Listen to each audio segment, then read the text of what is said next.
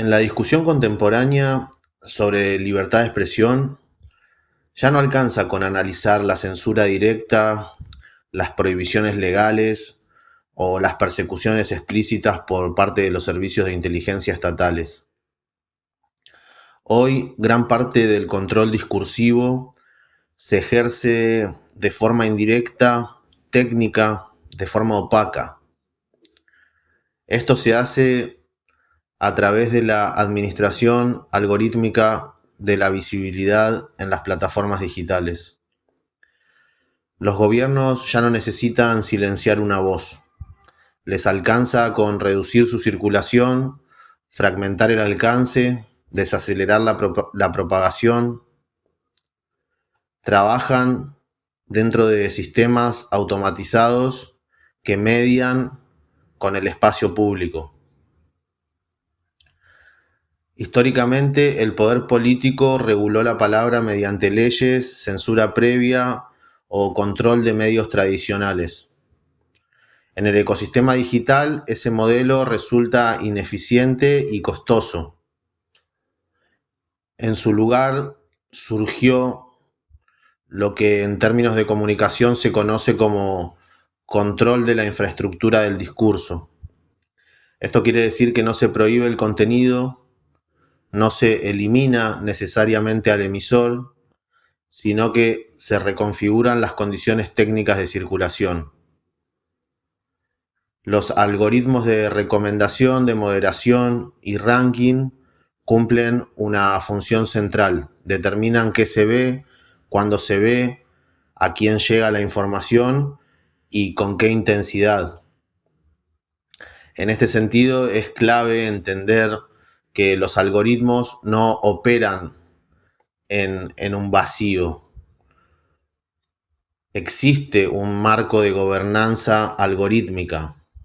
En ese marco interactúan los estados nacionales, los organismos supranacionales, las empresas tecnológicas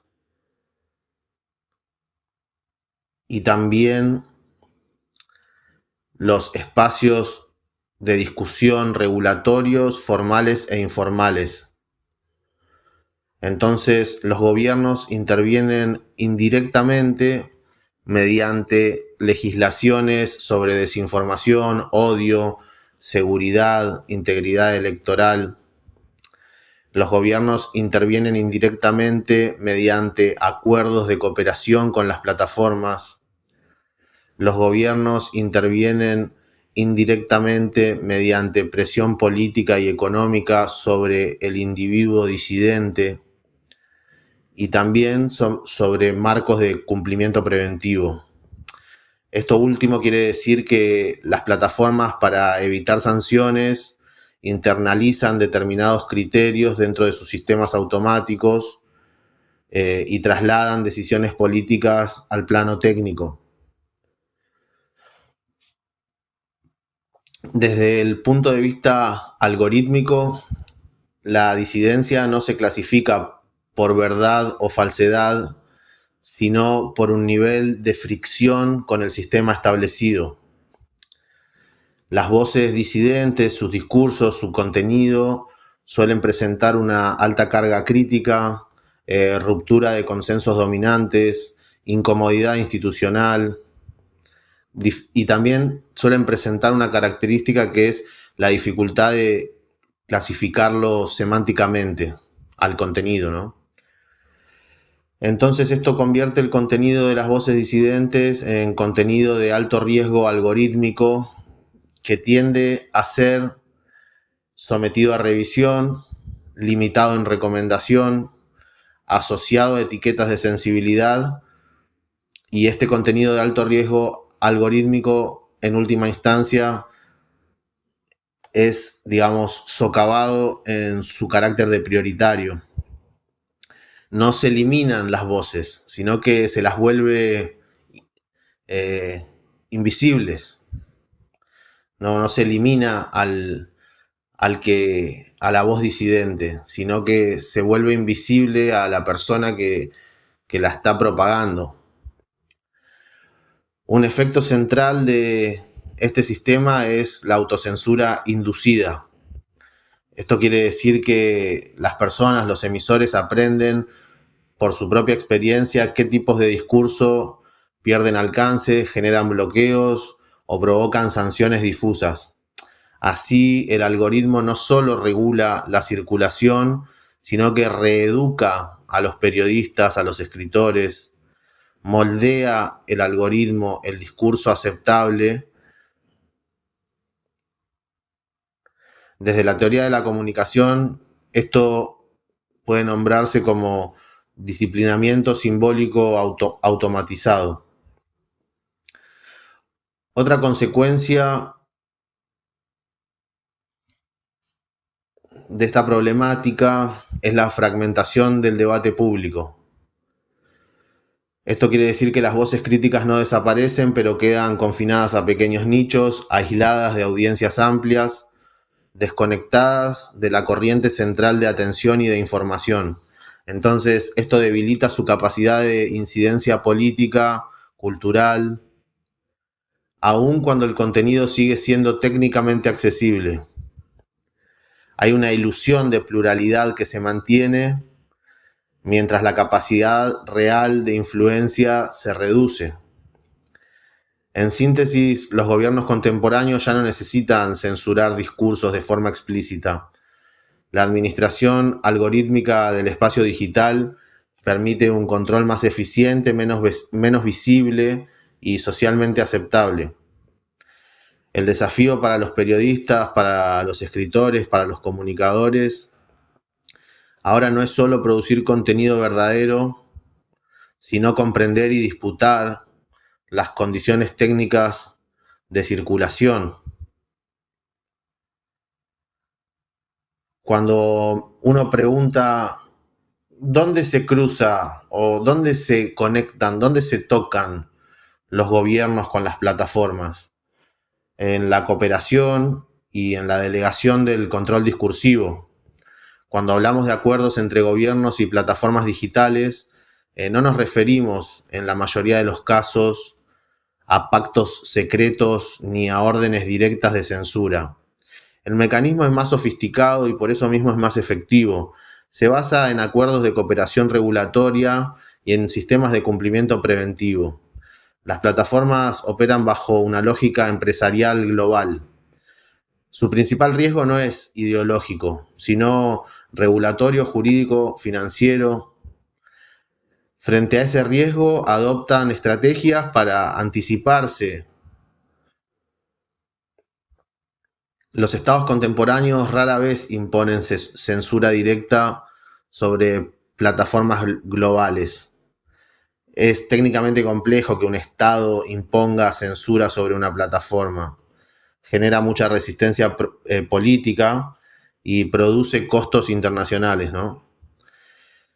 En su lugar, lo que hacen los estados es promover marcos legales deliberadamente amplios, con conceptos como desinformación, contenido dañino, seguridad nacional, integridad democrática, discursos de odio. Estas categorías son jurídicamente vagas, pero operativamente muy potentes. No buscan definir qué se puede decir, sino quién es responsable por la información que circula. Hay una transferencia de responsabilidad. El Estado define el riesgo y la plataforma digital decide cómo mitigarlo. Frente a multas, bloqueos, pérdidas de licencias, conflictos políticos, las plataformas digitales adoptan un principio conocido como cumplimiento preventivo. Esto quiere decir que es preferible restringir de más antes que exponerse a una sanción posterior. Esto deriva concretamente en algoritmos más conservadores, sistemas automáticos mucho más sensibles, penalización de contenidos ambiguos o difíciles de clasificar. Entonces, acá hay un punto clave, que es que la disidencia no es prohibida por ley, sino por precaución técnica. Y aquí está lo más importante. Existen múltiples mecanismos institucionalizados de cooperación entre las plataformas y los gobiernos. Es decir, la gobernanza algorítmica opera desde oficinas de confianza y seguridad que tienen las empresas de plataformas digitales para interactuar con interlocutores gubernamentales, oficinas de confianza y seguridad.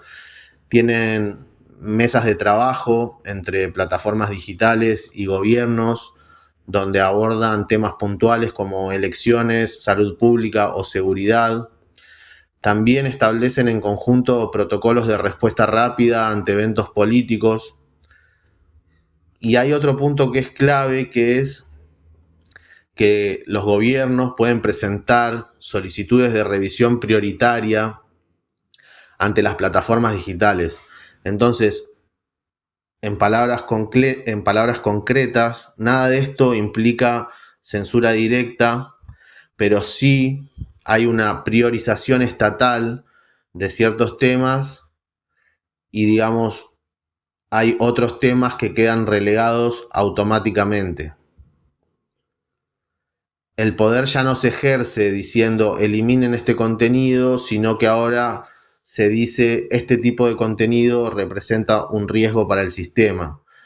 Y puntualmente sobre las solicitudes de revisión prioritaria que las agencias estatales a través de estas oficinas de diálogo pueden presentar a las plataformas, hay que tener en cuenta que ese sí es un espacio de análisis individual, porque el Estado, a través de sus organismos estatales o paraestatales, tiene acceso a información muy puntual sobre cuáles son las voces disidentes o cuáles son las voces que agrupan, digamos, o concentran escucha, porque muchas veces son las propias empresas de medios de comunicación las que dan acceso a los servicios de inteligencia para investigar a sus propios periodistas.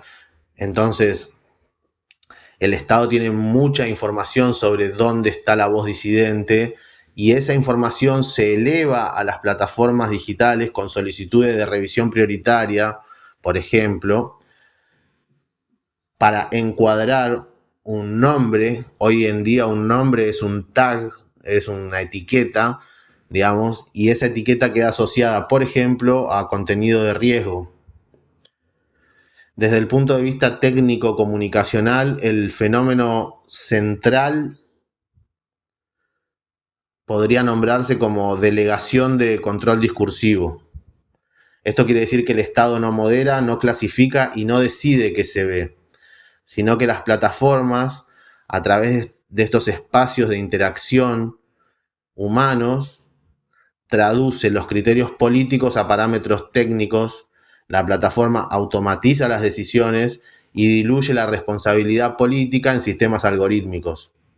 Entonces, como se dijo, esto genera un escenario donde nadie censura de forma explícita, pero sí el resultado final es un entorno discursivo cuidadosamente filtrado. Hay un elemento que es importante en estos acuerdos y es el carácter opaco, la opacidad. Los estados, los gobiernos nunca revelan completamente cuáles son los criterios con los que interactúan frente a las plataformas digitales de comunicación masiva. Las plataformas nunca revelan cómo operan sus propios algoritmos y los usuarios no pueden auditar ninguna de todas estas decisiones. El ciudadano no sabe cómo operan los software de control comunicacional. Hoy en día es sabido, entendido y conocido, digamos, que el Estado ya no requiere de una autorización judicial para auditar los teléfonos o las computadoras. Entonces, todo esto impide que el usuario pueda apelar efectivamente la censura algorítmica. Esto impide que, digamos, que existan debates públicos. Básicamente, la opacidad impide un control democrático del proceso de comunicación. Y esto puede definirse en la actualidad como una crisis de transparencia del espacio público digital. Para los emisores críticos, periodistas, escritores, ensayistas, Este sistema produce un efecto muy concreto, que es que el contenido crítico no desaparece, pero pierde muchísima tracción estructural. No es castigado por lo que dice, sino porque no encaja. ¿En dónde no encaja? En los marcos de riesgo definidos por la cooperación entre el Estado y las plataformas.